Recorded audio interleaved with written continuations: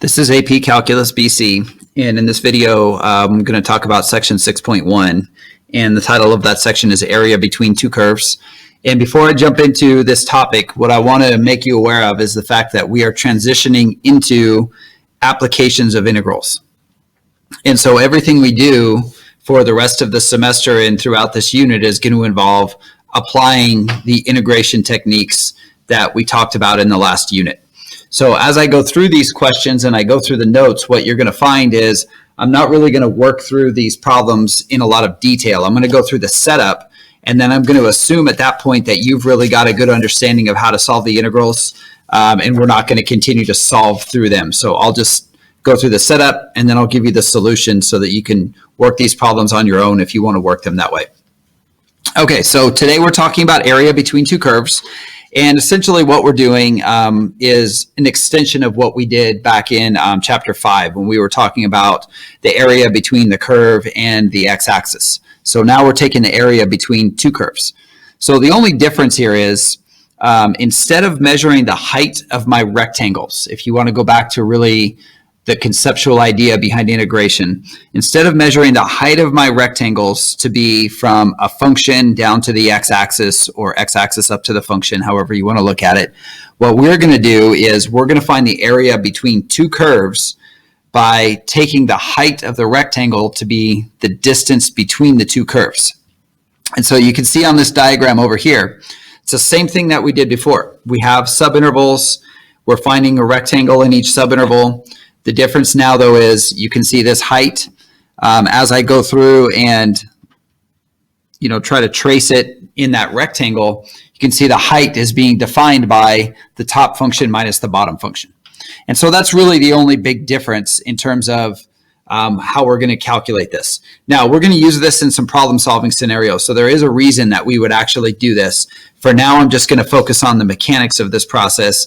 And then when we get towards the end here, we'll have a couple of really simple applications where you can see how this would be used. Okay, so the main idea, if I'm trying to find the area between two curves, if I know f of x is greater than g of x, then I can just take the area to be the integral from a to b, whatever my interval happens to be, of f of x minus g of x dx. So remember, this is still like the base of my rectangle, the dx, and then this part of it here is going to be the height of my rectangle. And so all I'm really doing now is I'm using the integral to add up a bunch of rectangles like I did before. However, the height of the rectangles is just being calculated in a slightly different way. Okay, so let's take a look at some simple examples here. In this one, this is just a really basic setup. It says for y1 equals 4 minus x squared and y2 is 4x minus x squared, find the area in the first quadrant up to where the graphs first intersect. Now, part of what makes this problem so easy is the fact that they already gave us a graph. On a lot of these problems, you're not going to be given a graph, you'll just be given a description, and you'll have to either graph it on your calculator or sketch a graph. But the first thing I want to do here is I want to make sure everybody's clear on what area we're talking about. So it's the area in the first quadrant up to where the graphs first intersect. So if I were to shade that in, it would be all of this region right in here. Okay, so that's what I'm trying to find the area of. Okay, so in terms of actually setting this up, I need to identify which function is which here. Now, I've got this function that is 4 minus x squared. That's clearly this one. So that means that function is going to be my y1, and that means this function then is my y2. Okay, so for solving this out then, all I have to know is where do these graphs first intersect? What's that point right there? If I can find that point, then I can set my integral up. Now, you can see on the graph here that these actually intersect at 1. If I didn't know that, I would have to use these two functions, set them equal to each other, solve for the x where they intersect. Fortunately, we don't need to do that here. So my area then is just going to be the integral from 0 to 1, and then it's just the top function minus the bottom function. y1 is the upper function, y2 is the lower function, and then I'm going to integrate that with respect to x. And so obviously we would actually plug the functions in there, and we'd go through the process of taking the antiderivative and doing all of that. But again, I'm not really going to focus on that. I'm just going to focus on the setup. In the end here, if you solved it out, you would get an area of 2. Okay, so let's move on to some more examples. This next one, it says, use a calculator to find the area of the region enclosed by the graphs of y equals 2 cosine x and y equals x squared minus 1. Okay, so what I want you to do is I want you to pause the video and I want you to try to graph this on your calculator and then set up an integral and solve what it would be. And when you come back, I'll show you how I did it on my calculator, and then I'll show you how I came up with the setup. Okay, so let me show you what I came up with for the setup for the area enclosed between these two functions. So first thing I want to do here is I want to show you on the calculator how I did this. So I've got the two functions plotted here. I've got 2 cosine x and x squared minus 1. And what I did was I went ahead and just zoomed in on the graph for the region that I'm interested in. I just made my graph go from -2 to 2 in each direction. So what I'm really interested in is where are these intersection points? I can see the blue function as the upper function and the red function is the lower. The blue is the cosine function, the red is the quadratic, so that's pretty clear. But I do need to know these intersection points because they're going to be my limits of integration. So what I've got to do here is just calculate the intersection between those two curves. I know I've got some symmetry here, so I really don't have to find both points. I can just find one of the points, but I want to find the intersection between y1 and y2. And I'm just going to trace over here to the right a little bit because I wanted to find that point on the right. And I can see that the intersection point is about 1.265. Okay, so let me go back over to my setup now. And using that information, we can now solve this out. So I know my area is going to be equal to the integral. And remember, we had symmetry there, so I just found that 1.265. So in the negative direction, my intersection would have been at -1.265. And in the positive direction, it was 1.265. Now remember, we had an upper function and a lower function. So these two functions haven't been defined for me. So I'm going to go ahead and use the actual function names. The cosine function was the upper function. So I'm going to go ahead and put 2 cosine x here. And then I'm going to subtract away the x squared minus 1. So that's how I'm going to find the height of my rectangles. It's the distance between the upper function and the lower function. And I'm integrating with respect to x. And then I would just do this on the calculator, and you end up with about 4.995. Now, in terms of the types of problems that you're going to see, most of them are going to be like that. They may not be calculator questions, but most of them are going to be like that, where you're just given a description, and based on the description, you have to solve it out. So when you're working through the assignment, if it seems like you can do it without a calculator, try to work the problems without a calculator. When you're in a situation like this and you're not going to be able to get intersection points and there's going to be things that you're not going to be able to solve without a calculator, then just go ahead and do it all on the calculator. Okay, so let's take a look at another idea here. So this is finding an area in 3 different ways. So first thing I want to do here is just notate on this graph what we're referring to. So we're talking about the area between the square root of x and x minus 2 in the first quadrant. So in the first quadrant means we're not going to go below y is equal to 0. So I'm essentially just looking at this region right here when I'm trying to calculate this. Now, a lot of times on these problems, you're going to have options in terms of how to work these things out. And that's really the idea here. There's also another idea that we're going to talk about that is going to sort of extend into what we're going to start doing with volumes when we get to that section. Okay, so one way we could do this is with the integral that's given here. So there's actually 3 setups down below here, and I'm going to show you them one at a time. So the first one says we could just do the integral from 0 to 2. So we're sort of thinking of this broken into 2 parts. The integral from 0 to 2 of square root of x, and then once we get to 2, from 2 to 4, the upper function is square root of x, the lower function is x minus 2. That's one way to find that area. Okay, so another way we could do this is the one that's at the bottom here. So this one says, let's take the integral from 0 to 4 of the square root of x, and then subtract away 1/2 of 2 times 2.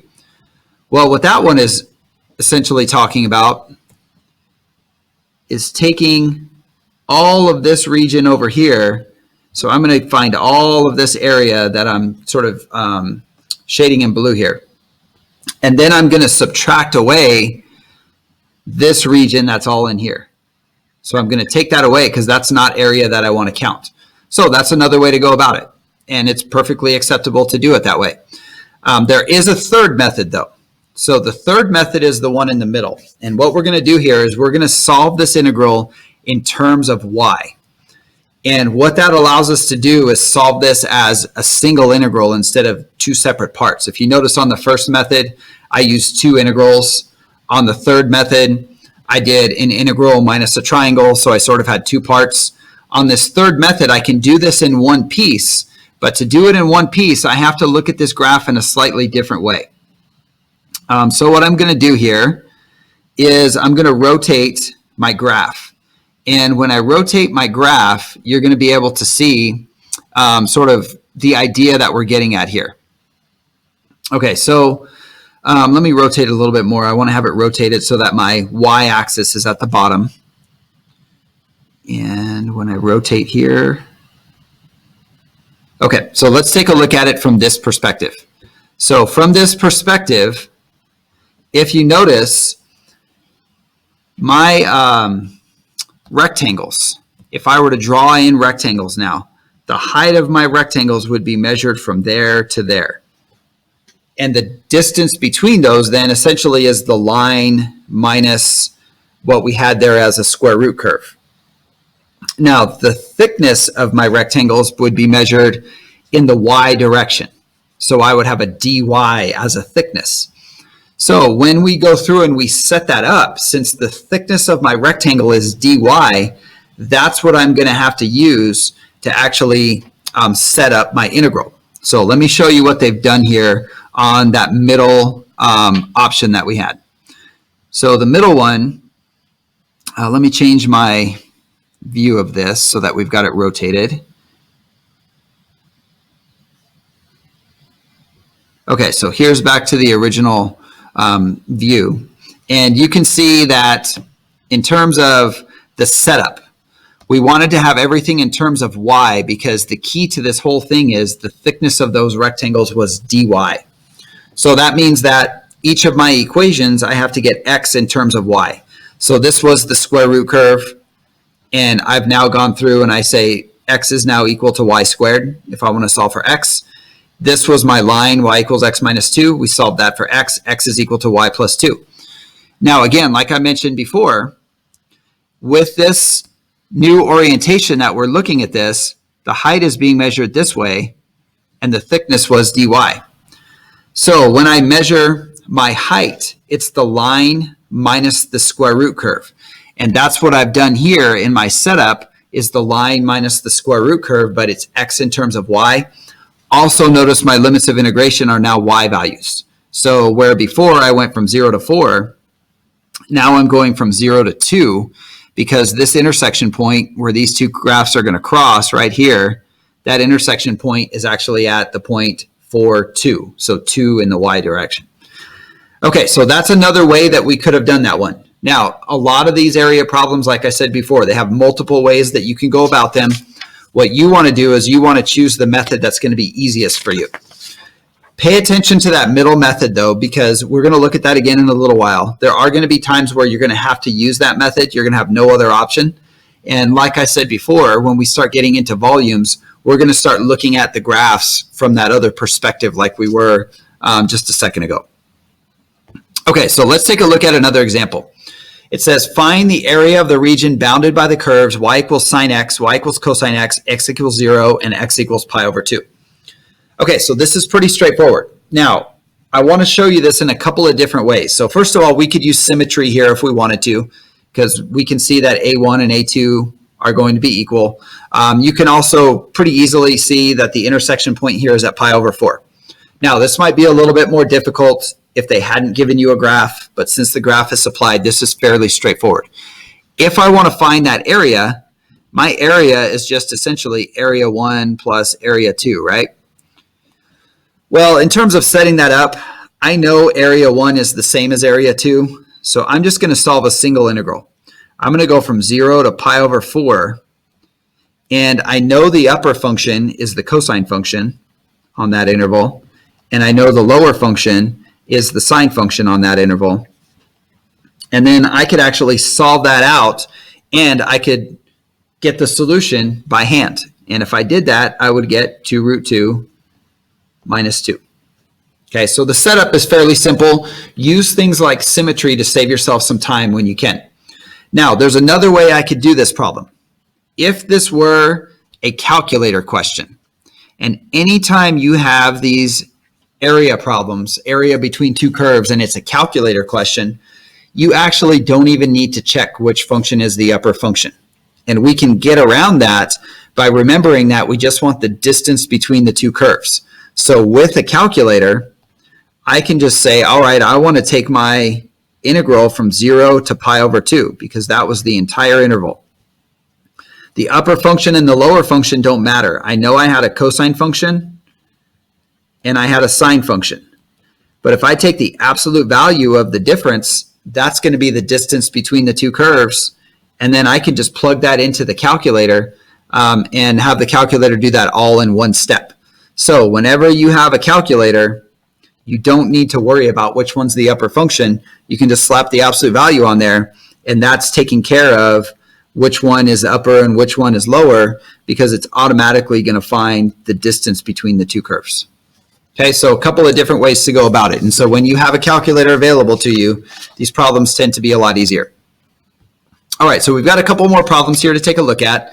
The next one, what we have is the idea of setting these integrals up in terms of y. And I kind of walked you through this a second ago, but this is just walking you through the idea that if I can write my functions where I have x in terms of y, I can then write my integral completely in terms of y. So there will be situations where you're going to want to do that. In this next example, it's pretty clear that's what they're intending for you to do. So we have two equations here. Y is equal to x minus 1 and y squared is 2x plus 6. Now, y squared is 2x plus 6 is not actually a function. So if I were to try to go through here and think about this as the upper function minus the lower function, notice that what I'm measuring the distance between actually changes. So when I'm out here towards the vertex of this parabola, it's the top of the parabola minus the bottom of the parabola. But once I cross over this intersection point, now it's the top of the parabola minus the line. So I could definitely do it that way, but I would have to break it into two separate integrals. If we look at this from the perspective of y, where we're going to draw our rectangles this way, then now I can see the height of my rectangles is just going to be the line minus the curve. So that's the way I'm going to set this one up. Okay, we can see the intersection points in terms of the y. It's intersecting at -2 and then intersecting at 4. Now, for the height of my rectangles, the y plus 1, that line would be the upper value, and the 1/2 y squared minus 3 would be the lower value. And then at that point, I can just integrate like I normally would. This one turns out to be an area of 18. But for the setup, you can see it's fairly straightforward. The only thing I didn't show you there because it was already in the diagram is the fact that from this point, we do need to solve for x. We have y squared is 2x plus 6. To get the actual equation where we have x in terms of y, we've got to subtract 6 and divide by 2. And that's where that 1/2 y squared minus 3 came from. Okay, so fairly simple to do. Usually it's pretty obvious when you really want to choose to do things in terms of y. But like we've seen on that previous problem where there were 3 ways to do it, sometimes it's really a matter of preference. All right, so last problem here. Let's take a look at just more of a sort of application problem. So I mentioned at the beginning that we were going to focus on the mechanics of this, and then there are some applications where we want to find the area between curves. And this is a really basic application, but at least gives you a feel for how it could be used. It says racing cars driven by Chris and Kelly are side by side at the start of a race. The table shows the velocities of each car in miles per hour during the first 10 seconds of the race. Use the midpoint rule to estimate how much farther Kelly travels than Chris does during the first 10 seconds. Okay, so first thing I want to point out, this will happen from time to time. Notice that this is in seconds and this is in miles per hour. my units are not matching up. So there's a little bit of dimensional analysis that I'm going to have to do. And you guys are all familiar with converting your units over. I'm not going to go through that whole process, but when I do the setup, I'm not going to do all the dimensional analysis. I'll let you guys work on that since everybody knows how that works. I'm going to focus on the calculus piece of this and the setup that we're going to do to evaluate the area between the curves. Now, notice that we have a table this time. Typically, I wouldn't use the midpoint rule when I have a table of values, but that's specifically what they told us to do here. So in order to do the midpoint rule, I have to choose intervals that actually have a midpoint. So my first interval is going to go from 0 to 2. The next one would go from 2 to 4. And the next one would go from 4 to 6. And then I would go from 6 to 8. And then the last one would go from 8 to 10. So this is the problem with the midpoint rule. When I have just a table of values, I'm actually throwing out more than half of my data by using the midpoint rule. But that's what they asked us to do. So we're going to use the midpoint rule here. Okay, so for the distance between them, remember when we are evaluating this, if we integrated the velocity function, that would give us the distance traveled here because we have all positive velocities. So I want to find the difference between the distance that they traveled. Well, you can see that Kelly is traveling faster than Chris. So the distance traveled here, if I could solve the integral, would be the integral from 0 to 10. And I would use the function for Kelly's velocity minus the function for Chris's velocity. That would be the height of my rectangles, and then dt would be the width of each one of my rectangles. Well, we can't actually do that because we only have these points. We have a discrete set of points here. So I'm going to approximate this. And the way I'm going to approximate it is by looking at what's the base of each rectangle. Well, each subinterval has a 2-second interval. So I would have 2, and then for each one of these rectangle heights, it's just going to be at the midpoint, what's the difference between the velocities. So for example, the first one would be 22 minus 20. The next rectangle would be 52 minus 46. The next one would be 71 minus 62, and so on. So I can keep going with this, and then 86 minus 75, and then the last one would be 98 minus 86. Okay, so that's my basic setup. Now, keep in mind, like I mentioned before, that's in seconds. These are in miles per hour.